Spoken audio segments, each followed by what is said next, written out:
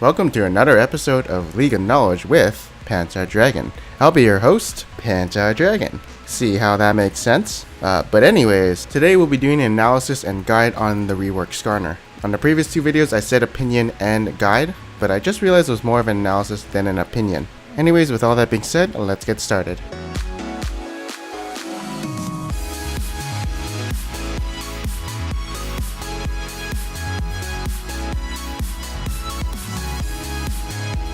Alright, so we're going to be talking about Skarner's new passive. A lot of people don't like this at all. They think without the spires he's very weak, but that's why I'm doing an analysis to prove that he's not that weak without these spires. Also, I'm going to be a hipster and not go with the majority of the crowd, and say I do like this change since it adds a new element to a champion. But anyways, enough about my opinion, let's talk about the actual skill. So Skarner sets up 6 spires on the Summoner's Rift. 2 of them in your jungle, 2 of them in the river, and 2 are in the enemy's jungle. When you capture them, you get 15 gold or 30 split among teammates. So you're rewarded as much as, like, say, taking out a site ward. It also reveals the area around them for 1.5 seconds. But this is why Skarner wants these points captured. When he's around the area of a captured spire, he gains 100 movement speed, a lot of attack speed, and restores 3% of his maximum mana per second. He also gains these bonuses if he stuns someone with his E or he uses his R. Alright, so regenerating 3% of your maximum mana per second when you're around the area of a spire means you don't need mana items since this is going to be your sustain. Having more attack speed means he's going to be a very good duelist and also makes his clears pretty fast. And having the extra movement speed means he gets faster clears, can escape from the enemy quicker, and just have extra mobility. So basically when he's under these effects, he becomes really strong. If he's not under these effects, he's like pretty mediocre or average. And so what ends up happening with this passive is he becomes a really good control jungler. So if you want to go into the enemy's jungle, you can duel them very easily with the attack speed. And if the enemy is trying to collapse on you, then you can escape with the movement speed plus your W. So it's going to be very hard to invade a Skarner who has his spires up, or if he wants to control your jungle, then it's going to be very hard to contest that area. And again for Baron and Dragon. So if he gets ahead, he can solo the game fairly easy with his new passive. Also, if anyone captures a point, you can see it on the minimap so you know there is someone in that area. So with that in mind, sometimes you don't want to give away your position and might skip capturing a point. Anyways, adding this new Dominion minigame for Skarner is definitely something new and makes Skarner interesting, so I like the change. Oh, and he's not underpowered if he doesn't have the power of the Spire. And I'll be explaining you why throughout the video. Next up, let's talk about his new Q.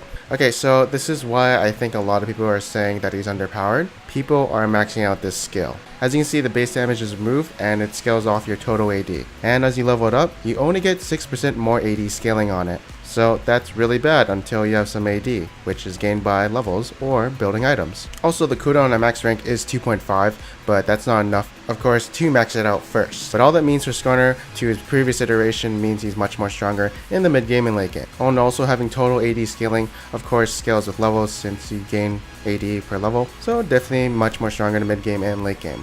Also, since this scales with AD, this means Skarner will have more AD scaling, so he can build like, you know, AD Skarner. There's also AD scaling on his ultimate, but we'll get to that later. And you could go full AD Skarner, which is pretty fun, and you'll see some clips later in this video. But yeah, it opens a lot of build paths for him now. For instance, there's this new item called the Titanic Hydra, which is actually really good on him, and definitely Black Cleaver is much more better on him. By the way, when you auto attack a monster, it only reduces it by 0.25 seconds instead of 0.5.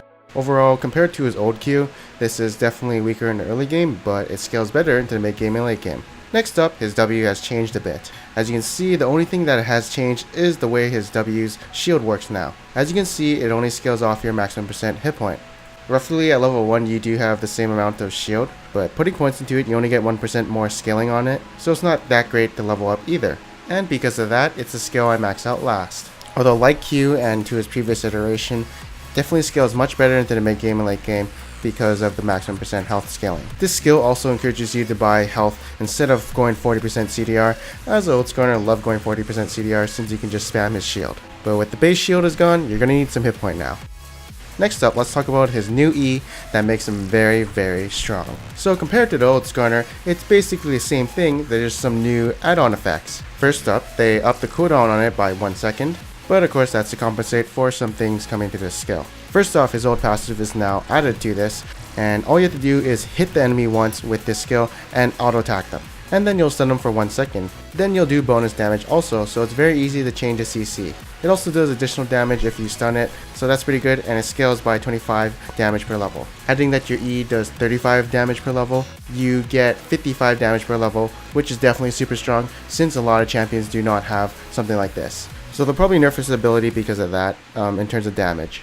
And finally, for the last part that's added to the skill, it now goes down by 1 second whenever you proc the E, or if you use your ultimate, you reduce it by 1.75 seconds. So instead of it being an 11-second cooldown, it's actually going to be 8.25 if you're in a team fight. But if you add 40% CDR to this ability, it's now 6.6 minus 2.75, which is 3.85. But remember, during that time, you actually CC'd them for about 2.75 seconds. So now your cooldown is at 1.1 second, and if you want, you can add the travel time when you casted your E and just chasing down the enemy who is slowed.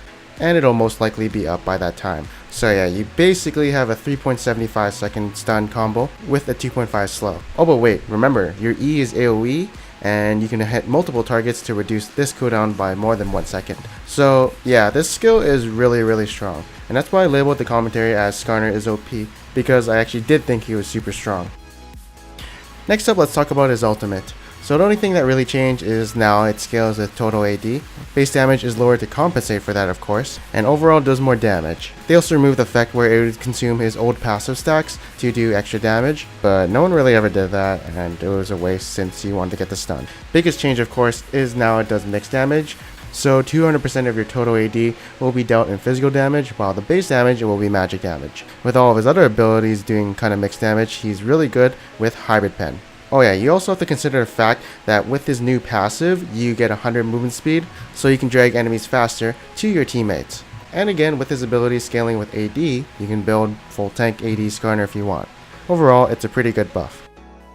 Alright, so let's talk about his item build. So I like to go Cinder Hulk into Black Cleaver or Titanic Hydra. Then I like to emphasize on building hit point and resists. If you want to build damage, just get the other item that I mentioned earlier. Also, for the enchantment, you could go Skirmishers, that's also viable.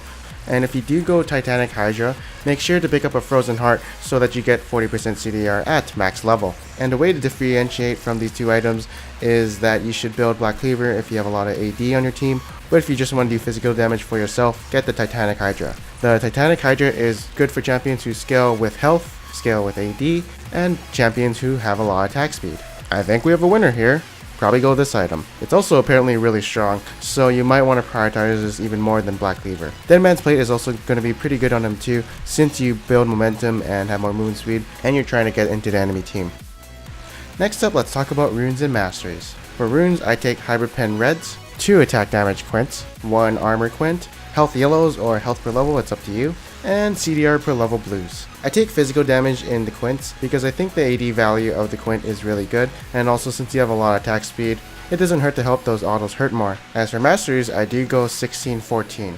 This is where I get the armor to make up for having no armor yellows. So right here, a total of +9 armor from runes and masteries. For skill order, I will go Q and then W and then E, then prioritize R over E over Q and then W. If I'm going full tank though, that's a different story, and I'd prioritize W over Q. Alright, so let's talk about his playstyle and final opinion. I feel like he's definitely going to be more of a control jungler. He's going to go into enemy's jungle and try and lock him down, as he's very strong on these spires and can zone off the enemy jungler. If he's not around the spires in the early game, he does feel a bit weaker, but his ganks are definitely much more stronger, as you can proc the stun instantly instead of having to build 3 stacks of your old passive. In teamfights, he does a lot more damage than he used to, and he's definitely going to have a lot more CC since the cooldown of his E is pretty damn short, and definitely these spires are going to give him a lot of objective control. So he's definitely more snowbally than before, and I will say that he's going to be probably one of the top 5 best junglers as of patch 5.16. Oh yeah, and I theorize that Titanic Hydra is going to be really strong on him. So yeah, thanks guys for watching this video. I hope you guys enjoyed it. Let me know your opinion of what you think of the new Skarner, and I'll see you guys next time.